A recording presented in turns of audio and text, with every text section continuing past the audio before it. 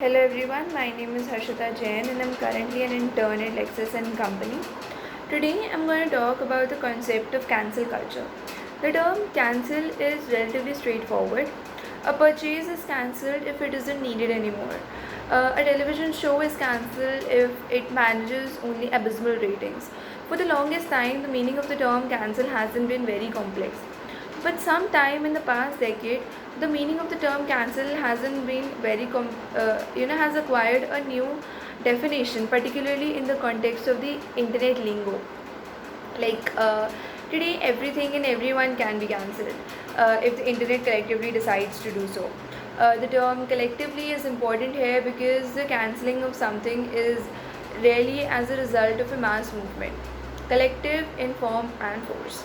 Like we can say J.K. Rowling was cancelled because of her transphobic views. Cardi B and Nicki Minaj are cancelled because they made homophobic comments.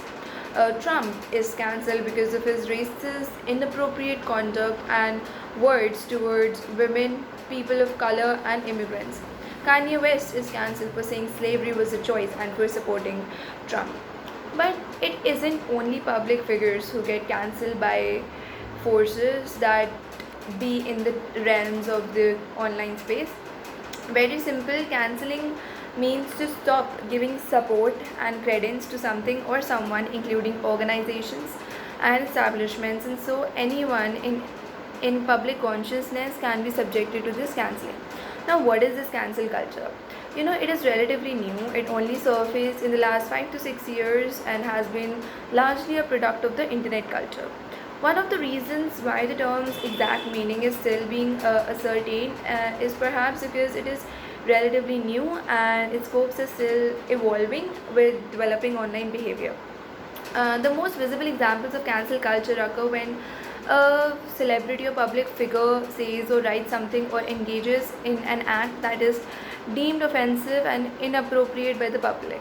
It works like this: when a large number of people on social media platforms collectively object to uh, any action by a public figure, it leads to calls to cancel the person. Now, this cancelling occurs by pressuring the individual's workplace, you know, fire them, pressurizing bands to drop their association with offending individual, using threats of boycott or engaging in any other action that impact the individual's reputation or finances. You know, now when did this cancel culture arrive? The specific date of this is debatable, but some observers believe that this cancel culture arrived with the coincided with the hashtag Me Too movement that we all know, where the women were started opening about being subjected to violence and abuse using public platforms to share their experiences. According to some others, conservatives in the United States have historically engaged in a form of cancel culture that existed in days prior to the arrival of the internet, when things or people did not align with their conservative views.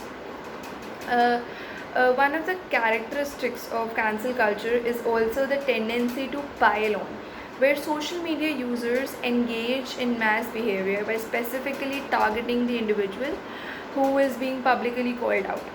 Last month, during a speech that he made at President Trump made at Mount Rushmore, US President Donald Trump appeared to call out cancel culture.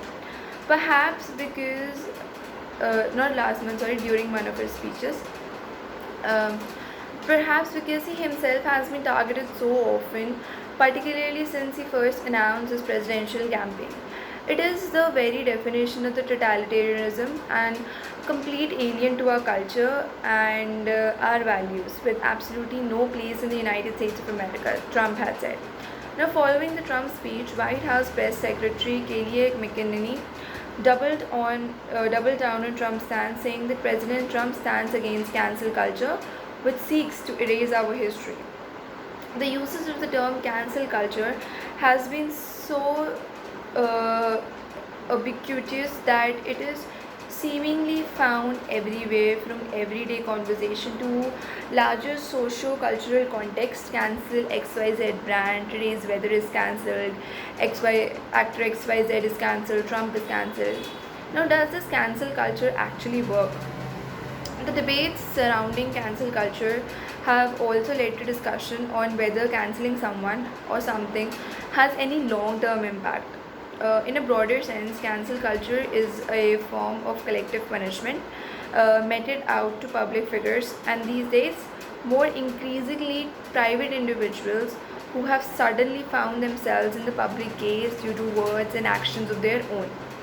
Cancel culture is also about enforcing some degree of accountability of an individual, although there have been arguments whether it is justified or not, particularly from a legal perspective.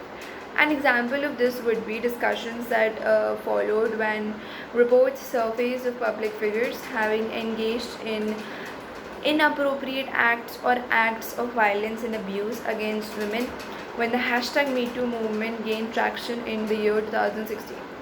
One of the most visible examples of the application of cancel culture was when Affleck was sued by two women for sexual harassment on the set of the mockumentary I'm Still Here. The actor had settled both the cases out of court, but these reports resurfaced during the 2017 Oscars when he was nominated and subsequently won the award for Best Actor for Manchester by the Sea. At that time, social media users had tried to cancel Affleck to hold him accountable for both incidents, and public opinions were strong. The public opinion was strongly against the actor being lauded and recognized by the Academy Awards. Vox points to the example of American actor Kevin Hart, who didn't appear to face any real accountability for his homophobic tweets and the purported jokes the actor had made in the past. When these reports surfaced, Hart was forced to step down as host of the 2019 Academy Awards. Uh, Critics also pointed to how Hart neither genuinely apologized for his conduct and nor he was impacted financially or career-wise for these tweets and jokes. During 2016 elections, when reports surfaced on Trump speaking about women in an offensive and degrading manner, not only did it not significantly impact his business interests, but he went to occupy the highest public office in the United States. So, cancel culture is a really important part of the internet today and the youth today, because these are the movements that youth do on their level, and these are very strong, voice in the society. So, therefore, cancel culture is an important part of the society, and I would love to hear your questions and opinions. And if there are any doubts, do mention them in the comment box. Thank you.